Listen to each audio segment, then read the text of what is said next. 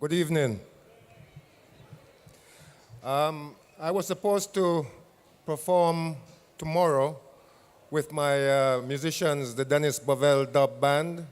So naturally, I am disappointed that I am not able to do so. Nevertheless, I am pleased that I have been given an opportunity to express my solidarity with the people of Norway in terms of the atrocity which has just occurred here. Now, in the early 1990s, I was a part of an organization called European Action for Racial Equality and Social Justice. And this organization was formed because we realized as far back as the 1980s that fascism was resurgent throughout Europe, and we needed a European-wide response to this new resurgence of fascism in Europe. Of course, I live in England, and of course we have experienced terrorism in all forms. And those of us who belong to the Black and Asian communities have experienced the terrorism of the fascists with their racist attacks and murders. 30 years ago, in 1981, on the 17th of January, a young girl named Yvonne Ruddock was celebrating her 16th birthday when some racists, some fascists, threw an incendiary device through the window of the house where the party was being held, and 13 young black people died. 13 young black people lost their lives.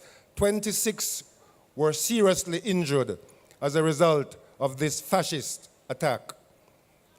At the time, there were no messages of condolence from the Queen. There were no messages of condolence from the Prime Minister. Black people organized themselves and formed the New Cross Massacre Action Committee. And on the 2nd of March, 1981, we mobilized 20,000 people, and we marched through the streets of London to protest the death of those young people and the way the matter had been handled by the authorities. So we understand how people are feeling today in Norway as a consequence of the atrocity which has taken place here. And it just reminds us that we have to be alert and vigilant against racism and against fascism. Now the New Crossfire, I wrote a poem about it. It's a long poem. I'm not going to recite all of it, but I'll do a section from it to give you an idea of what happened.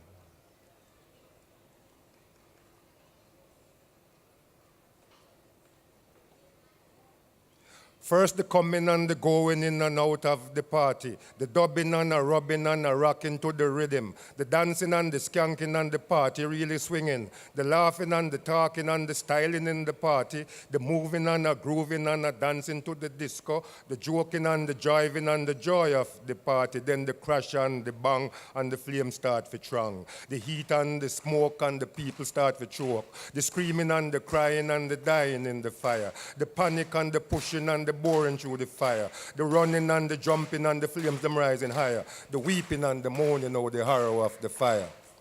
Now, after the Black People's Day of Action, in April of 1981, the police launched an operation in my neighborhood in Brixton, South London, called Operation Swamp 81, where they went about harassing and intimidating, stopping and searching black people going about their everyday lawful business. Well, given the history of racial oppression of black people in Britain, and given what had happened in the New Crossfire when those 13 young blacks were killed, we said enough was enough, and we had an insurrection. And this next poem describes the insurrection. It's called The Great Insurrection. It was in April 1981, down in the ghetto of Brixton, that the Babylon them caused such a friction that it bring about a great insurrection. And it spread all over the nation. It was truly an historical occasion. It was event of the year, and I wish I had been there when we run riot all over Brixton, when we mash up plenty police van, when we mash up the wicked one plan, when we mash up the swamp 81. For what? For make the ruler them understand that we not take no more of them oppression. And when we check out the ghetto grapevine, to find out all I could have find. Every rebel just a revel in them story. Them a talk about the power and the glory. Them a talk about the burning and the looting. Them a talk about the smashing and the grabbing. Them a tell me about the vanquish and the victory. Them said the Babylon them went too far. So what? We had was for burn too care. And 1 and 2 innocent get mar. But what? Now so it go sometime in a war in star. Now so it go sometime in a war. Them say we burn down the judge, we could have burned the landlord. We burn down the judge, we never burn the landlord. When we run riot all over Brixton, when we mash up plenty police van, when we mash up the wicked one plan, when we mash up the swamp 81. Them say we commandeer car and we gather ammunition. We build with barricade and the wicked catch afraid. We send out, we scout, figure find them whereabout. Then we farm up with posse and we make we raid. Well, now them run gang go plan counter-action. But the plastic bullet and the water cannon will bring a blam blam, will bring a blam blam. Never mind scar man, will bring a blam blam.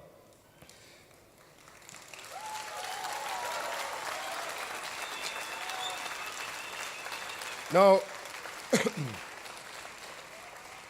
we're running late, so I'm just going to recite one more poem for you.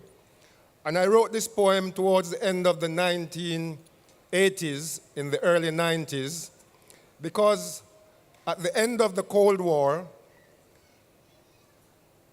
there were a number of acts of barbarism committed in Eastern Europe, in the Middle East, and in Eastern Africa. And the media coined a new term to describe these new acts of barbarism. And the term they came up with was the term ethnic cleansing. Now, I don't know about you, but I find this term to be profoundly disturbing. Because to my simple way of thinking, for one to talk about ethnic cleansing presupposes the notion of ethnic purity. And once we begin to think along the lines of ethnic purity, we end up with what we had during the Second World War, namely the Holocaust. For me,